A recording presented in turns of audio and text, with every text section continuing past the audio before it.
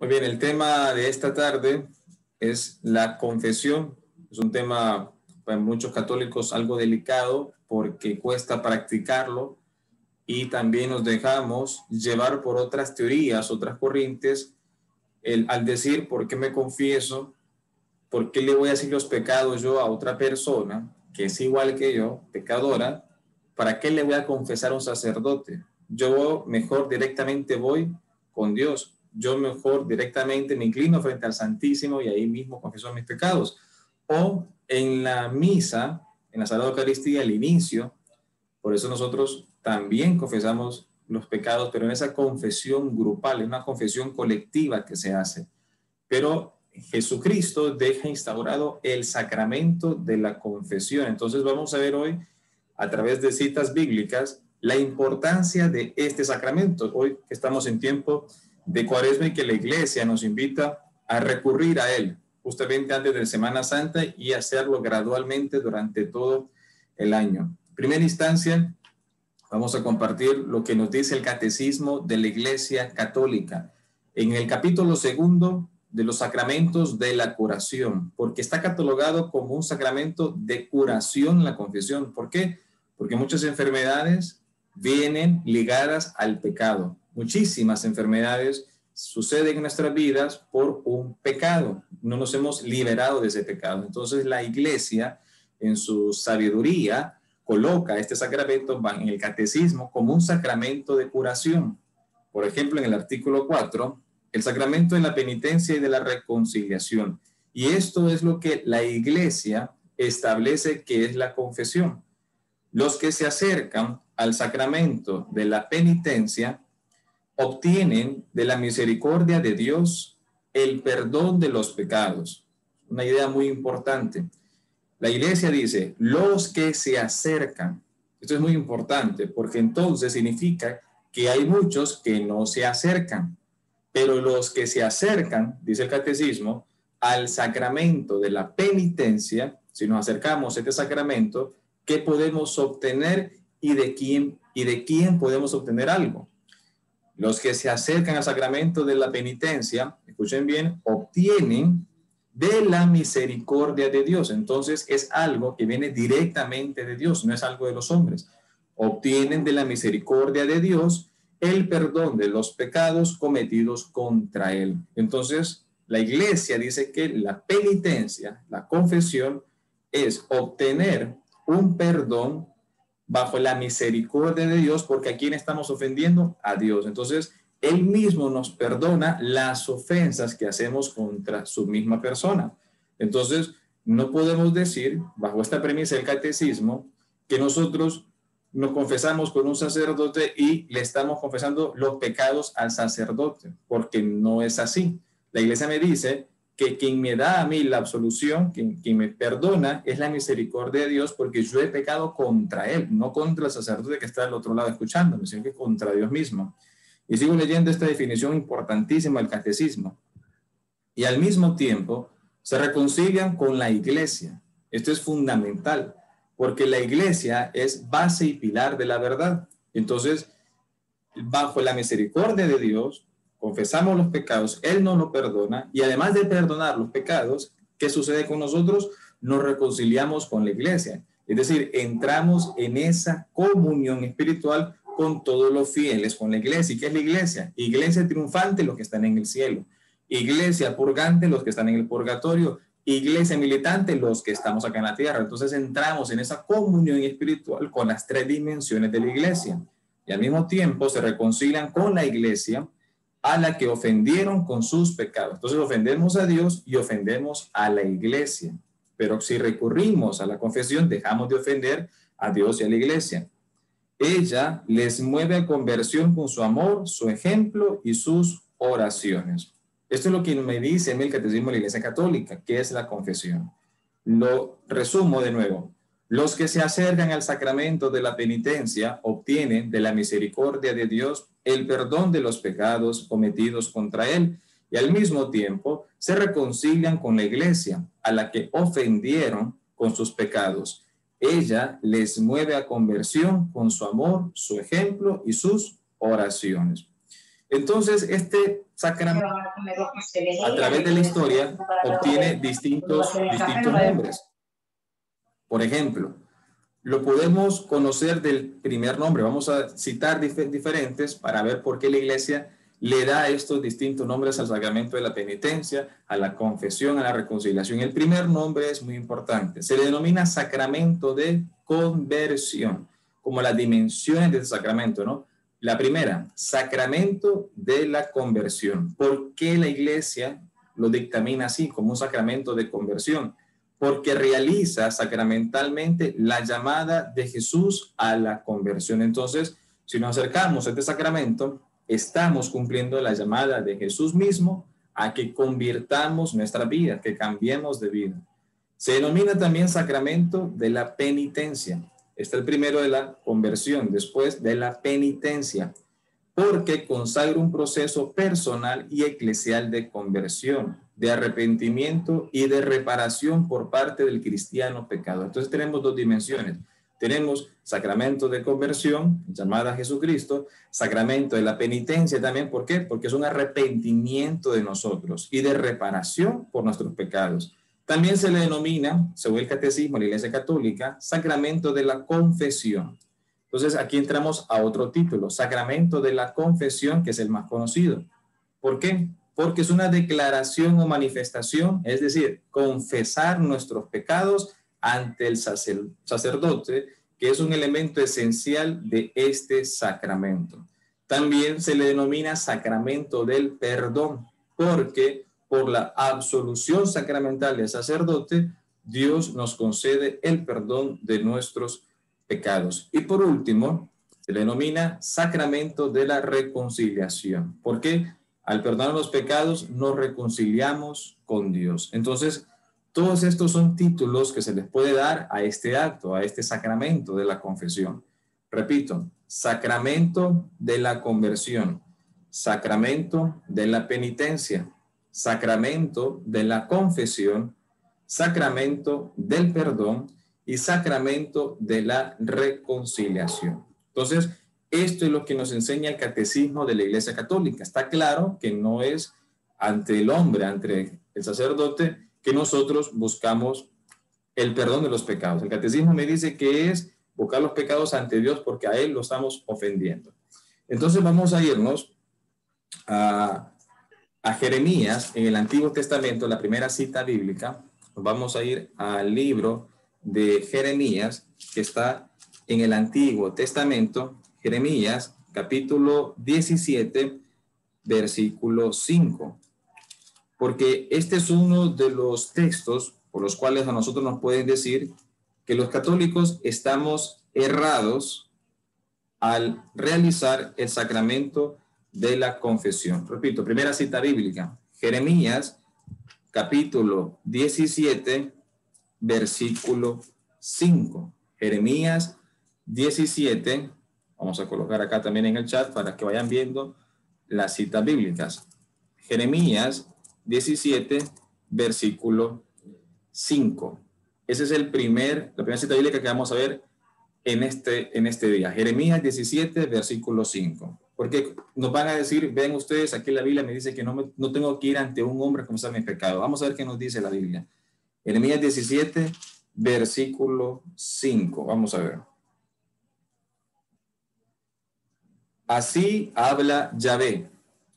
Maldito el hombre que confía en otro hombre, que busca su apoyo en un mortal y que aparta su corazón de Yahvé.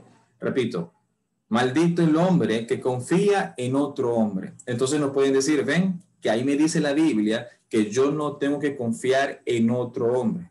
Pero aquí no me está diciendo que yo no tenga que confesar mis pecados a otro hombre. Lo que me está diciendo es que yo no tengo que poner mi confianza en otra persona, en otro ser humano. ¿A quién tengo que ponerle mi confianza, según este texto bíblico? A Dios, a nuestro Señor Jesucristo, no al ser humano. Entonces, no me está diciendo, maldito el hombre que se confiese con otro hombre. No está diciendo eso Jeremías. Jeremías lo que está diciendo es, maldito el hombre que confía en otro hombre. ¿Por qué? Porque si confiamos en los hombres, entonces nos alejamos de Dios. Eso es lo que dice Jeremías. ¿Por qué sacó esta cita a colación? Porque esta es una de las que nos pueden decir, ven, no es posible confesarnos con otro hombre, no hay que confiar en él. Sí, porque yo cuando confieso mis pecados ante un sacerdote, entonces yo confío en el sacerdote. No, no estamos confiando en el sacerdote, estamos confiando en que el Espíritu Santo, que es Dios, me va a perdonar. Entonces, en eso estoy confiando cuando voy a un sacerdote. No estoy confiando en la persona del sacerdote. Estoy confiando en el sacramento de la confesión. Entonces, eso es lo que me dice Jeremías, capítulo 17, versículo 5. Por ejemplo, hay personas que confían en otras personas, y doy ejemplos. En el caso de la brujería, eso es confiar en otras personas, y eso me aleja de Dios. Eso es lo que me dice el profeta. En adivinos, en esos de lecturas de carta. Entonces, en la confesión, nosotros confiamos en el sacerdote, claro está, en un porcentaje muy alto porque es una persona, pero ¿cuál es la gran diferencia a lo que me dice Jeremías?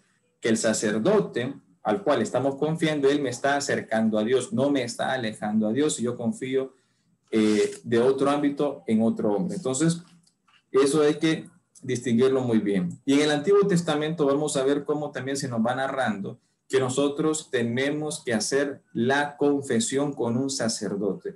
La segunda cita bíblica que vamos a ver en este día es Levítico, capítulo 5, versículo 5.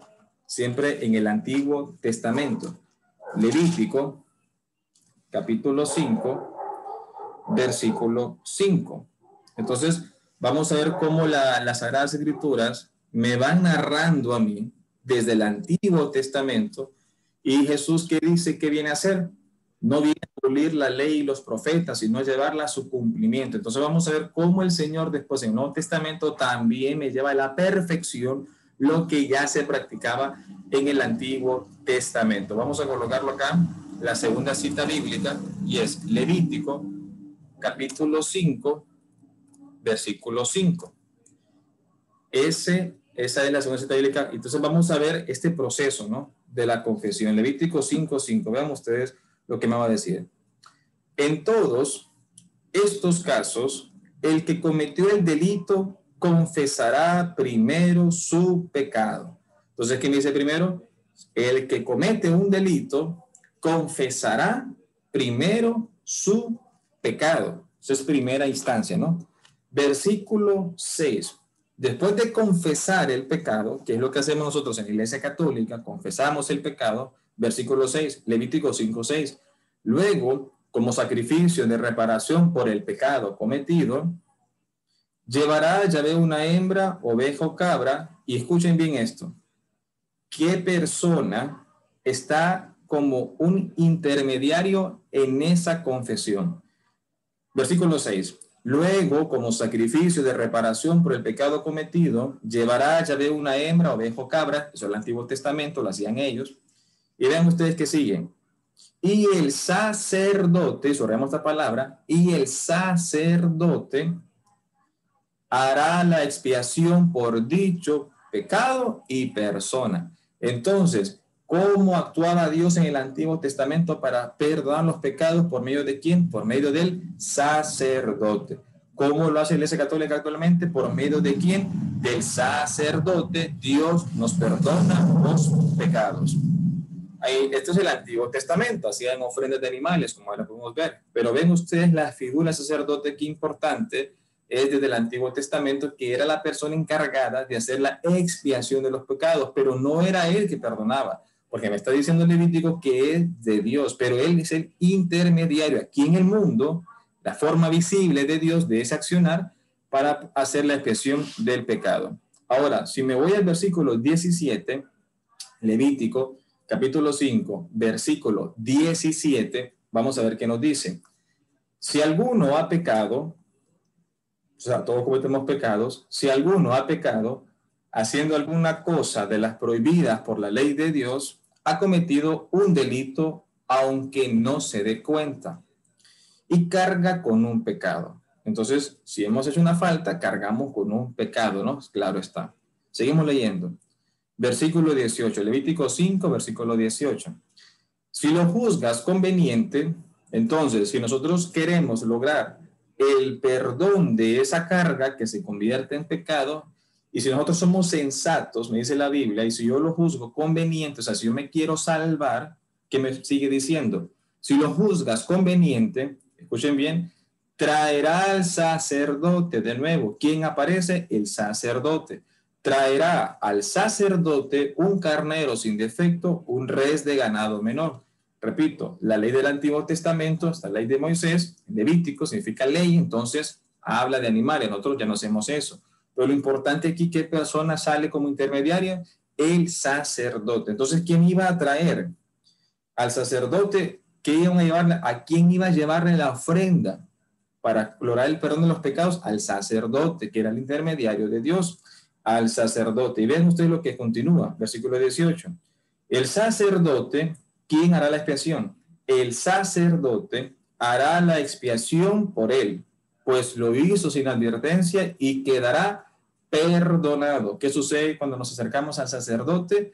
Él nos hace la expiación y quedamos perdonados. No perdona el sacerdote, perdona a Dios a través del sacerdote.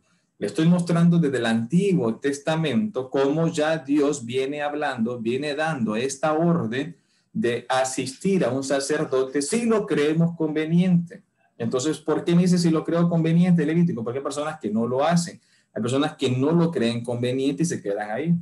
Entonces, si nosotros somos cristianos católicos, tenemos que pensar y juzgar conveniente ir a un sacerdote. Esto es el Antiguo Testamento. Ahora bien, voy a colocarles acá las otras citas bíblicas que hemos visto ahora mismo para que vayamos enumerando. Levítico 5, versículo 17 al 19.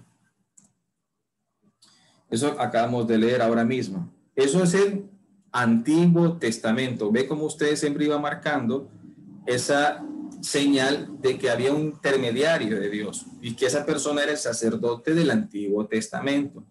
El sacerdote católico que nosotros conocemos, al cual nosotros acudimos a la confesión, ese sacerdote es bajo el orden de Melquisedec. Más adelante hablaremos de este tema, porque Melquisedec fue el que ofreció pan y vino, es lo mismo que hizo Jesucristo, entonces ya es el sacerdote instaurado por Jesucristo. Esto que acabamos de ver, este tipo de sacerdote era del Antiguo Testamento, pero lo importante es que el sacerdocio no se eliminó, como dicen muchos hermanos.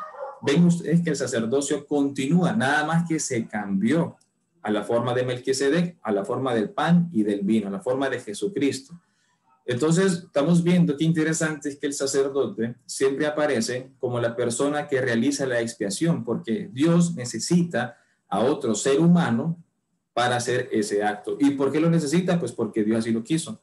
Es cierto que Dios es el poderoso y nos perdona los pecados sin ninguna intervención humana. Pero ¿por qué lo quiso así? Porque Él es Dios. Y nosotros no somos nadie para juzgar el orden de las cosas que Él ha establecido. Él lo ha querido así y así hay que cumplirlo. Pues bien, hermanos, esto es en el Antiguo Testamento. Es muy interesante ver esta conexión. Ahora, si nos vamos al Nuevo Testamento, que es el que manejamos más a través de los evangelios, de las cartas de los apóstoles y de los los apóstoles, ¿cómo vamos a ver el mandato de Jesús sobre la confesión? Es cierto que Jesús me dice, anda a un sacerdote y confesar los pecados, y que si no lo hago, ¿qué sucede conmigo? Entonces aquí ya entramos a la etapa del Nuevo Testamento, a la etapa de la nueva alianza, a la etapa mesiánica. Se rompe el tiempo de los profetas, nos salimos de este tiempo antiguo, de los profetas del Antiguo Testamento, y entramos ahora a ese tiempo de la era mesiánica, a los 33 años donde Jesús estuvo acá en la tierra. Después de la era mesiánica, esos 33 años, entramos al tiempo de la iglesia. Entonces, si Jesús vino a instaurar, Jesús vino a perfeccionar esa ley que hemos visto en el Antiguo Testamento, ¿por qué? Porque Él va a dejar su iglesia. Y ahí vemos que la iglesia, el catecismo nos dice que si nos confesamos, nos reconciliamos con Dios y nos reconciliamos con la iglesia. Esa iglesia que dejó Jesucristo, que lleva 2021 años acá en la tierra. Tenemos que permanecer en ella.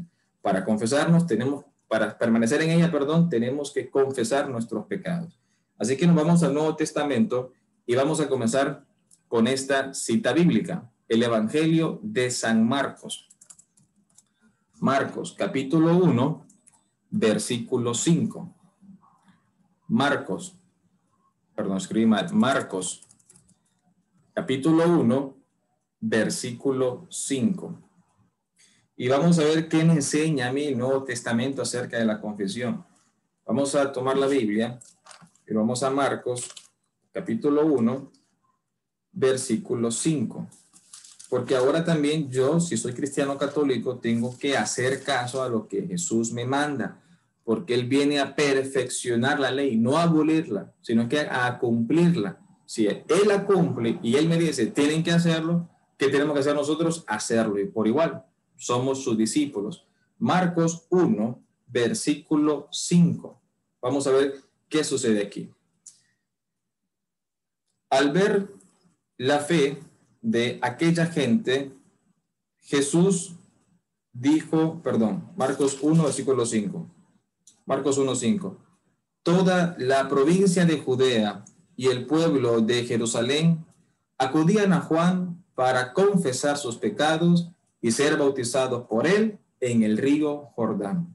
Entonces, el evangelista Marcos me empieza dando a mí una explicación de que toda la provincia de Judea, y cuando dice toda, es decir, niños, adultos mayores, ancianos, abuelos, padres de familia, jóvenes, toda la provincia, eso significa bíblicamente, o sea, que toda la población, sin distinción de edad, toda la provincia de Judea, y por si fuera poco, y el pueblo de Jerusalén también, sumado a ellos, acudían a Juan. ¿A qué Juan? Este es el Juan Bautista, el primo de Jesús. Acudían a Juan.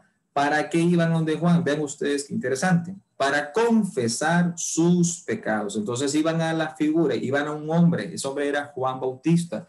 ¿Y qué hacían con Juan Bautista? Confesaban sus pecados. ¿Y por qué iban a donde Juan? Porque sabían que Dios le había dado poder a Juan. Entonces lo hacía por el sacramento del bautismo. No es que Juan se sentaba y decía, ok, dime tus pecados, y como hacemos en la iglesia, no. Juan, acuérdense que Juan bautizaba, y el bautismo de Juan era para eso mismo, para la conversión, para la reconciliación. Entonces, lo que Marcos me está diciendo es que la gente llegaba a donde Juan y se bautizaban. Eso es en otras palabras. Pero ese bautismo, como no era el bautismo que va a instituir Jesús después, sino que es un bautismo ¿para qué? Para reconciliarse con Dios. Y si es para reconciliarse con Dios, entonces se olvidaban sus pecados, confesaban sus pecados y estaban en sintonía con Dios. Eso me dice Marco, ¿no? O sea, llegaban a Juan ¿para qué? Para bautizarse. Y ese bautismo era de conversión. Si la gente no hubiese creído que Juan era el instrumento utilizado por Dios para bautizarse y que si yo me bautizaba con Juan, mis pecados eran perdonados, entonces cualquiera en su casa se echaba agua y listo. Y ya perdoné mis pecados, ya Dios me perdonó. No. Ven ustedes que toda la provincia de Judea y toda la gente de Jerusalén llegaba donde Juan, porque ellos entendían, creían que por medio de esa acción de Juan, el bautismo, sus pecados eran perdonados. Ven ustedes que siempre Dios va utilizando a una persona, y aquí utiliza a Juan Bautista porque es el último de los profetas, ya es el último, el que le está preparando el camino a Jesús, ya él viene dando las últimas pinceladas de la gran obra de arte que va a escribir y desarrollar nuestro Señor Jesucristo. Entonces, no es posible que digamos, el que se confiese en su pecador y que absuelve también es su pecador. Sí, claro, pues, pero Juan también era pecador. Juan era un ser humano al igual que nosotros, pero la gente acudía a él para perdonar los pecados, para que él los bautizara. Ahora bien, sabemos que el sacerdote es un pecador, eso todos lo sabemos, y lo podemos verificar en el libro de Hebreos. Vamos al Nuevo Testamento más adelante, después de los Evangelios. Hebreos, capítulo 5, versículo 1. Porque hay gente que dice, pero ¿para qué yo voy a ir a donde un sacerdote a confesar mis pecados si él es un pecador? Si es que eso todos lo sabemos, que el sacerdote es pecador. No se esconde que el sacerdote es un pecador, como ustedes como yo, o sea, no se esconde eso. Es más, la Biblia misma dice que el sacerdote es un pecador. Lo vamos a ver en Hebreos, capítulo 5, versículo 1. Otra cita bíblica que vamos a observar. Porque hay gente que dice, no, ¿yo para qué? Si el Padre es pecador igual que yo. Es más, yo hasta le sé muchas cosas al Padre. ¿Para qué voy a ir donde Él? Sé que no se trata de que Él me absuelva. Se trata de que Dios, por medio de Él, yo logre mi expiación de los pecados. Y dice Hebreos 5, capítulo 1. todo sumo sacerdote es tomado de entre los hombres. El sumo sacerdote antiguamente era aquella persona que una vez al año entraba al lugar santísimo, es decir, entraba al lugar más importante del templo. Oiga bien, del Antiguo Testamento, ¿no? Todo sumo sacerdote es tomado ¿de dónde? De entre los hombres. ¿Qué me está diciendo? Que el sacerdote, en efecto, es un hombre. Y si es un hombre, es pecador igual que yo. Entonces, no hay necesidad de estar diciendo eso ni juzgando al sacerdote porque todos sabemos que es un hombre. Además, la Biblia me lo está ratificando. Todo sumo sacerdote es tomado de entre los hombres, pero vean ustedes qué interesante. Es un hombre, sí. ¿Tiene pecado? Claro que sí. Pero ¿por qué es elegido por Dios el sacerdote? ¿Qué misión tiene que hacer? Y vamos a ver, Hebreos 5, versículo 1. Todo sumo sacerdote es tomado de entre los hombres, es pecador, y los representa en las cosas de Dios, repito, y los representa en las cosas de Dios. Entonces, a mí, ¿quién me representa en las cosas de Dios? El sacerdote. Por eso yo acudo a él a la confesión y nos representa en las cosas de Dios. Seguimos leyendo. Por eso ofrece dones y sacrificios por el pecado.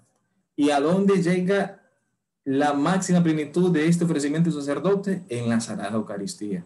Entonces, cuando vamos a la Eucaristía, el sacerdote ofrece en su máxima plenitud el sacrificio de Jesucristo. ¿Por qué? Por el pecado. Y como es un hombre, me dice Hebreos, entre los hombres, pero él me representa en las cosas de Dios.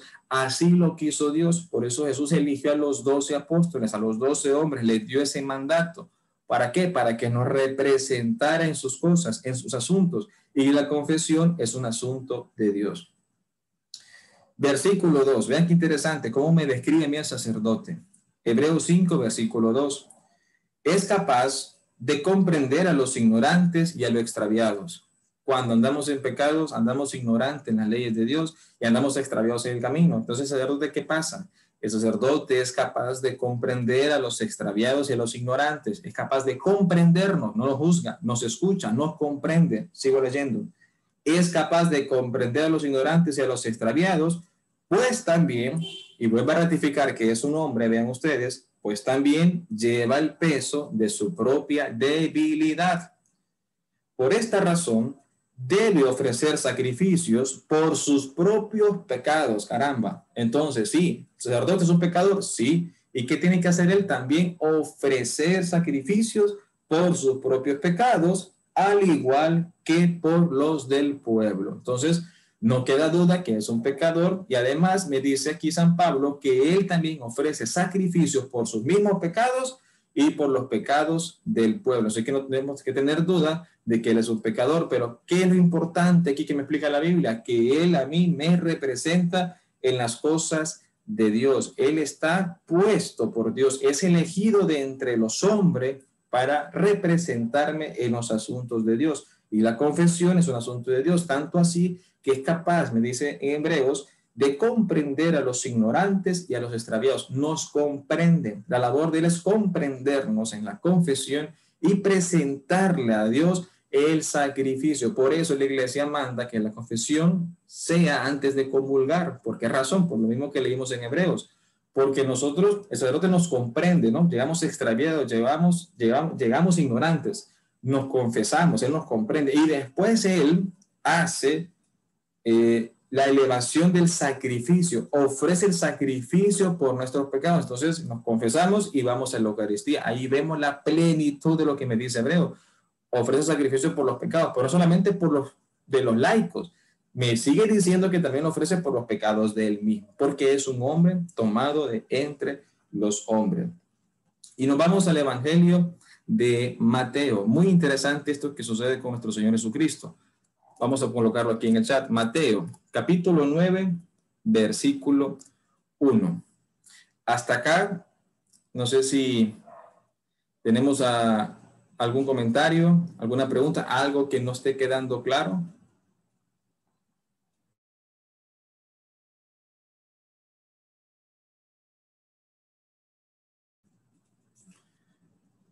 Muy bien, ¿está todo bien? ¿Me escuchan?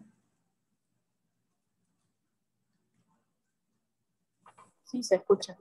Ok, entonces vámonos ahora al Evangelio de Mateo, capítulo 9, versículo 1. Aquí ya vamos a ver lo que sucede con nuestro Señor Jesucristo. Vean ustedes, Mateo, capítulo 9, versículo 1. ¿Será que Jesús me manda donde el sacerdote? ¿Será que tengo que confesarme al sacerdote? Ya vi que es un hombre, ¿no? Y ya vi que, sí, desde el Antiguo Testamento él está como intermediario para expiar los pecados. Entonces, Mateo 9, versículo 1 al 8. Vamos a ver qué pasa aquí. ¿Qué me va a contar Mateo para que yo entienda la confesión? Vean ustedes, Mateo 9, versículo 1 al 8. Jesús volvió a la barca. Entonces me coloca en situación que está el Señor, ¿no? Jesús vuelve a la barca. Jesús volvió a la barca. Cruzó de nuevo el lago y vino a su ciudad. Allí le llevaron a un paralítico tendido en una camilla. Al ver Jesús la fe de esos hombres, dijo al paralítico: ánimo, hijo, tus pecados quedan perdonados. Entonces, ¿qué me dice Mateo? Que Jesús vio, ¿qué cosa de esos hombres? Vio la fe. Primera instancia, tenemos que llegar con fe a la confesión. Si yo no llego con fe, pues muy difícil creer que mis pecados son perdonados. Muy difícil que Dios me perdone los pecados. Incluso San Pío de Pietrelcina, un ejemplo excelente de la confesión, regañaba a los feligreses que no llegaban con un corazón contrito, preparado, y decía: no, regrésate, porque no llegaban con fe. ¿Y qué me dice el Evangelio de Mateo? Esos hombres tenían fe. Entonces Jesús ve la fe de esos hombres. Al ver la fe de ellos, ¿qué dice Jesús? Ánimo, hijo, tus pecados quedan perdonados. Pero estamos hablando de un paralítico. Entonces volvemos a lo que expliqué al inicio. Muchas enfermedades vienen ligadas a un pecado. Entonces Jesús no le dice: sos sano. Jesús le está diciendo: tu pecado queda perdonado. Entonces, ven ustedes lo que Jesús ve, la fe de esos hombres. Sigo leyendo. Versículo 3. Algunos maestros de la ley pensaron: ¿qué manera de burlarse de Dios? Claro, porque imagínense que Jesús lo miraban como hombre y decirle: tus pecados son perdonados. O sea, este se está creyendo Dios, se está burlando de Dios, decían los maestros de la ley. Versículo 4. Pero Jesús, que conocía sus pensamientos, les dijo: ¿por qué piensan mal? Es lo mismo ahora que sucede en el siglo XXI, 2021. Los católicos nos acercamos a un sacerdote. El sacerdote nos dice: tus pecados te son perdonados. Él es intermediario. El mundo que te dice: qué manera de burlarse de Dios. Lo mismo le pasaba a Jesús. E incluso de los católicos: ¿para qué te confesás vos? Yo no te confeses. Qué manera de burlarte de Dios asistir a un hombre vos. Entre católicos nos decimos eso. Ven que a Jesús le pasaba lo mismo. Y nos sigue pasando lo mismo a nosotros en la iglesia y también con gente fuera de la iglesia. Qué manera de burlarse de Dios. Versículo 4. Pero Jesús, que conocía sus pensamientos, les dijo: ¿por qué piensan mal? ¿Qué es más fácil decir? ¿quedan perdonados tus pecados? O levántate y anda. Versículo 6. Sepan pues, y subrayen esto, que el Hijo del Hombre, no dice Hijo de Dios. Sepan pues que el Hijo del Hombre tiene autoridad en la tierra para perdonar pecados. Entonces dijo al paralítico: levántate. Ahora sí le dice la segunda frase, ¿no? Levántate, toma tu camilla y vete a tu casa. Y el paralítico se levantó y se fue a su casa. La gente al ver esto quedó muy impresionada y alabó a Dios por haber dado tal poder a los hombres.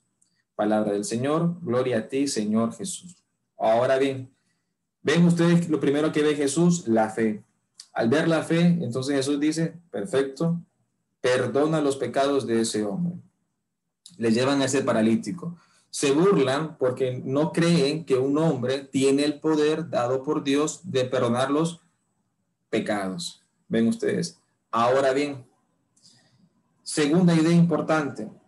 En el versículo 6 vamos a tomar esta idea principal. En el versículo 6 tomamos esta idea muy importante. La respuesta que está dando Jesús. Versículo 6, Jesús les dice: sepa pues que el Hijo del Hombre, subrayen esta palabra, esta expresión, el Hijo del Hombre. Jesús no dice, sepan pues que el Hijo de Dios. ¿Por qué Jesús dice, se refiere a sí mismo como el Hijo del Hombre?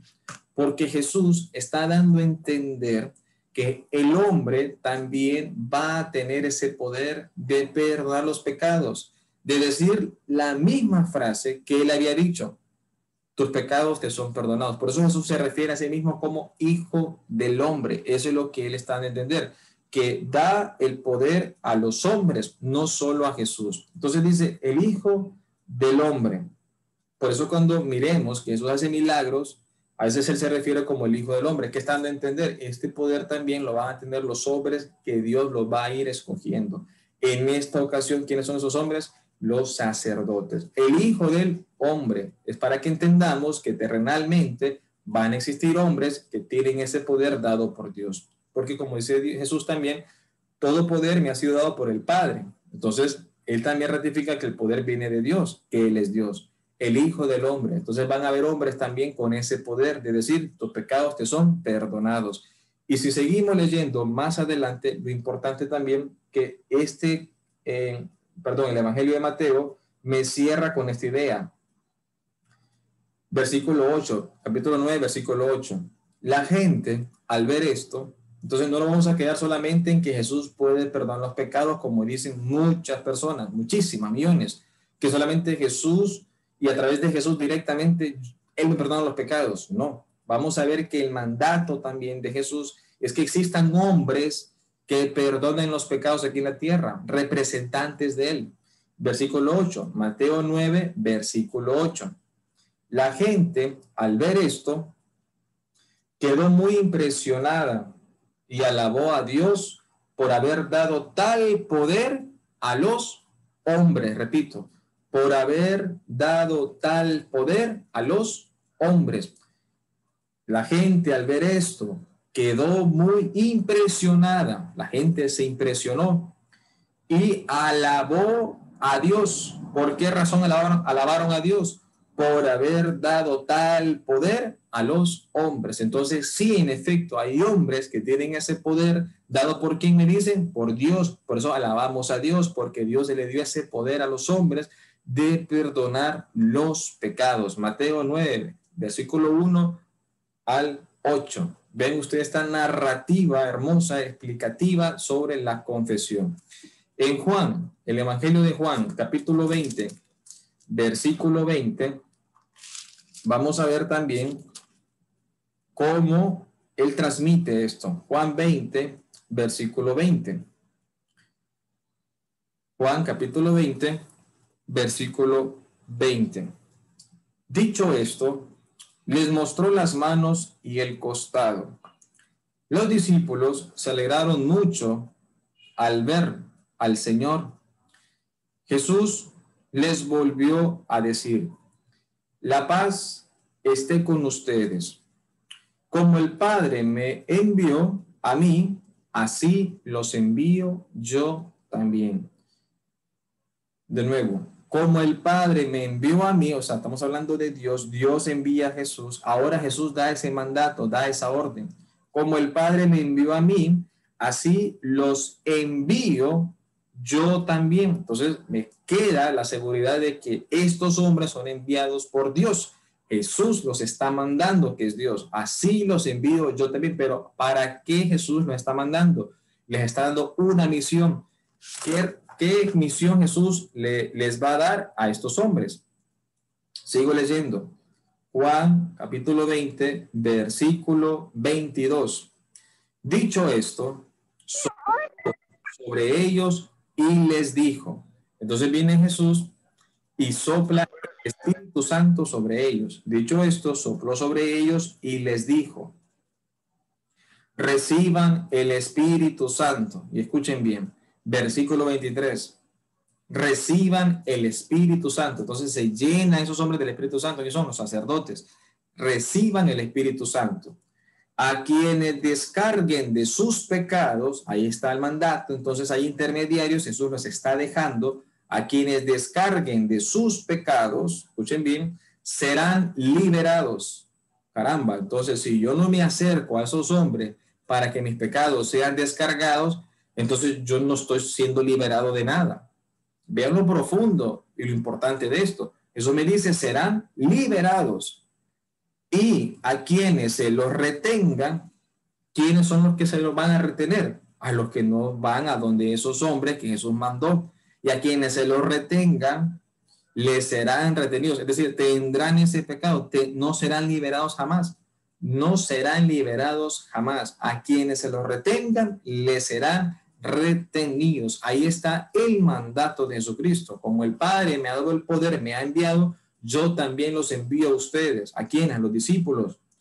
Y después de esto les sopla el Espíritu Santo y les dice, a quienes les descarguen los pecados, es decir, a quienes les perdonen los pecados a través mía, van a ser liberados del pecado, perdonados, pero a quienes se los retengan, o sea, a quienes no se acerquen, difícilmente van a ser liberados porque no se acercan a la confesión.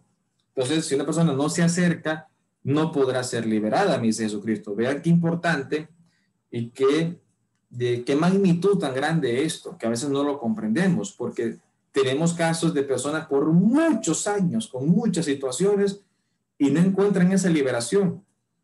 Y uno les puede preguntar, ¿pero usted se ha confesado? ¿Usted se ha acercado al sacramento de la reconciliación? Yo llevo 20 años, 10 años, 5 años sin hacerlo. Ah, entonces ahí ya tenemos una clave. Y podemos leer esta cita bíblica que está en Juan 20, versículo 20. Entonces Jesús da la orden. Entonces, si yo no voy acatando esa orden, yo no estoy siendo liberado en ningún momento. Eso es lo que me está enseñando a mí las Sagradas Escrituras. Y ya vimos que el sacerdote es un hombre tomado entre los hombres. Sí, no miremos al sacerdote, no miremos a la persona. Tengamos los ojos de fe como los que llevaron al paralítico. Jesús, al ver la fe de esos hombres, le dijo, tus pecados son perdonados. Tenemos que llegar con fe para que Jesús en primera instancia nos diga eso. Y si después de decirnos eso, ¿qué sucede con nosotros? Quedamos totalmente liberados, como me dice el Evangelio de San Juan. Juan capítulo 20, versículo 20. Y si leemos también el 23, que ya lo repasamos ahorita, Juan 20, 23, escuchen bien lo que sigue. A quienes descarguen sus pecados serán liberados y a quienes se los retengan les serán retenidos. Entonces, uno así se convierte en amigo de los dones de Dios, no se convierte en un enemigo de los dones de Dios. Entonces, ¿por qué se dice que el pecado contra el Espíritu Santo es aquel pecado que no se perdona? Aquí me lo explica Juan. Me dice, reciban el Espíritu Santo. Entonces el sacerdote tiene el Espíritu Santo. Hemos escuchado eso, ¿no? El pecado contra el Espíritu Santo es el que no se perdona. Pero ¿por qué razón no se perdona? Reciban el Espíritu Santo. Entonces tenemos al Espíritu Santo. Ahí está el Espíritu Santo. Y a quienes descarguen de sus pecados serán liberados. Ah, entonces, si yo me acerco a un sacerdote, él me va a descargar de mis pecados y entonces esa ofensa contra el Espíritu Santo, que es Dios, me va a ser perdonada.